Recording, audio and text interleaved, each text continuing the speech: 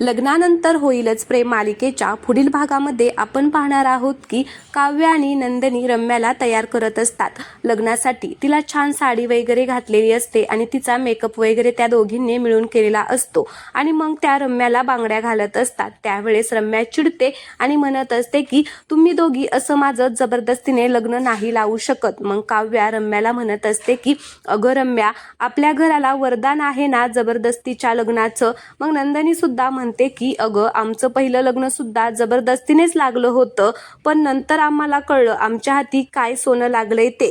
तर काव्या म्हणते की आणि ते सोनं तुझ्याही हाती लागले विजयरावांच्या रूपात। तर रम्या खूपच रागाने काव्याकडे बघत असते।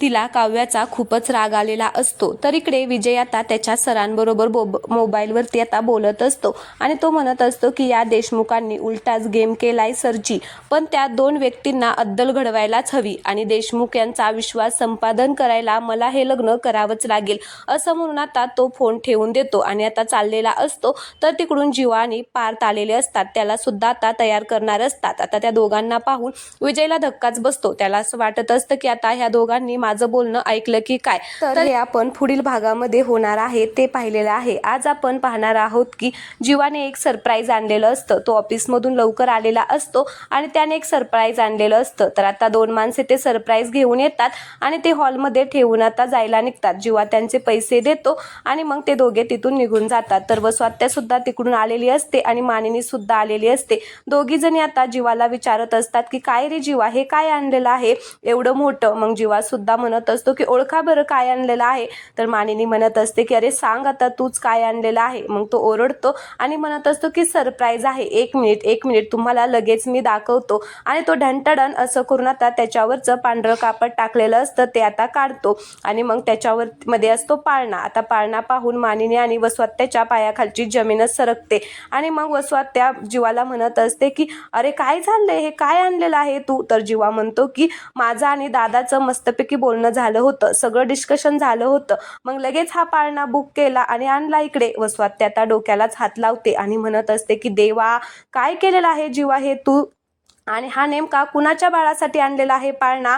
त्यावेळेस मानिनी म्हणत असते की वसवात्याचं बघा आता कोणासाठी आणलेला आहे, काय करायचं आहे। मग पुन्हा वसवात्या म्हणत असते की जीवा, तुला एवढं कळत नाही का की बाळ होण्याच्या आधी ह्या अशा गोष्टी घरी आणायच्या नसतात रे, हे चांगलं नसतं, बाळाच्या जीवाला धोका होऊ शकतो। आता वसवात्या असं म्हणतात त्यावेळेस जीवाला वसवात्यांचा खूपच राग येतो, त्याला धक्काच बसतो आणि मग तो म्हणतो की वसवात्या काय ग, तुझं वय झाले म्हणून आता तू काहीही बोलशील का।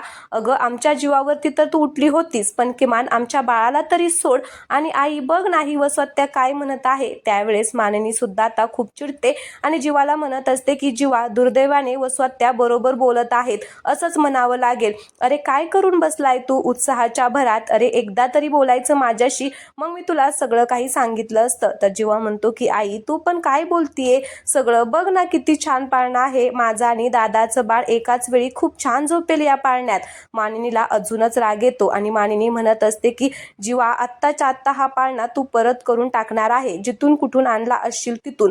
तर जीवा म्हणतो की आई अगं काय प्रॉब्लेम आहे या पाळण्यामध्ये, चांगला तर आहे पाळणा, काहीच प्रॉब्लेम नाही। मग आता ती वसवात्या म्हणत असते की काय प्रॉब्लेम आहे काय, अरे जीवा तुला मी मगाशी सांगितलं आहे ना, आता तुम्ही असले पाळणे आधीच आणू शकत नाही, बाळाला नजर वगैरे लागते।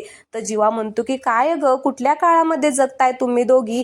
तर मानिनी जीवाला म्हणते की आम्ही कुठल्याही काळात जगत असलो तरी काही गोष्टींना तुमच्या त्या सायन्स लॉजिकच्या पलीकडच्या असतात आणि काहीही होत नाही या नावाखाली मी तुला विषयाची परीक्षा घेऊ देणार नाही। आणि आता जीवा म्हणत असतो की अगाई ऐकून तरी घे।